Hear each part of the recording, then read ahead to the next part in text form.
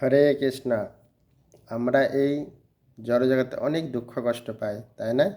সবাই বলে যে প্রভু, এই জগৎ থেকে কবে মুক্ত হব, মুক্তি চাই। তো ভগবান ভগবদ গীতায় কি বলছেন দেখুন। যদি আপনারা এই জড়জগতে এই জন্ম মৃত্যু জরাব্যাধি সংসার চক্রে যে তিতাব জ্বালা বিভিন্ন দুঃখ কষ্ট পাচ্ছেন, যদি না আসতে চান তাহলে এই গীতার চতুর্থ অধ্যায় 9 নম্বর শ্লোকটা শ্রবণ করুন এবং ভগবান কৃষ্ণ কি বলছেন যদি আমরা সঠিকভাবে পালন করবেন তাহলে এই জড়জগতে আপনাদের আর আসতে হবে না। কি বলছে? জন্ম কর্ম চ বেদিবং এবং যো বেতি তত্ত্বত তাত্তা দেহং পুনর্জন্ম নৈতি মামতি সর্জুন।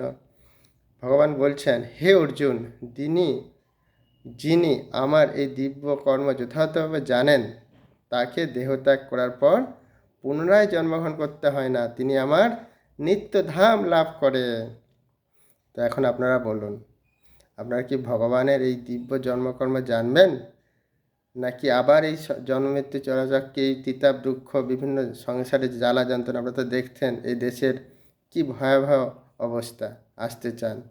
তো যারা বুদ্ধিমান হবেন তাহলে এই গীতার চতুর্থ অধ্যায় 9 নম্বর শ্লোকে যে ভগবান বলছেন, ভগবানের কথা জানুন, ভগবানের প্রতি ভক্তি করুন, ভগবানের প্রতি শরণার্থী হন, আপনাদের আর জন্মগ্রহণ করতে হবে না। কোথায় যাবেন? ভগবান নিত্যধামে। ভগবান কৃষ্ণ অর্জুনকে বলছেন।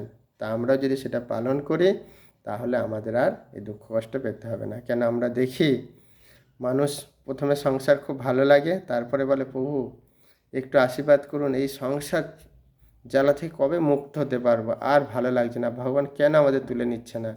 তো দেখুন, আমরা যদি এরকম সংসারের মধ্যে থেকে যদি মৃত্যুবরণ করে আবারও তো আমাদের আসতে হবে, হয় মনুষ্য জীবন হোক, কুকুর বিড়াল হোক, বিভিন্ন জনিতে পেতে হবে।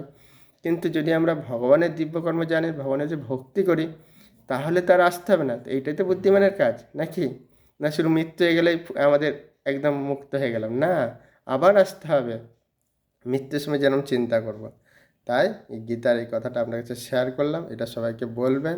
তাহলে এই সমস্ত মানুষ এই তিতাব দুঃখ, বিভিন্ন জ্বালা যন্ত্রণা, অশান্তি, বিভিন্ন মানুষ সুসাইড করছে, সেই সব থেকে মুক্ত হয়ে তারা ভগবানের কাছে ফিরে যেয়ে দিব্য আনন্দ লাভ করবে। তাই আপনাদের অবশ্যই সবাইকে এটা শেয়ার করবেন, বলবেন। কেমন?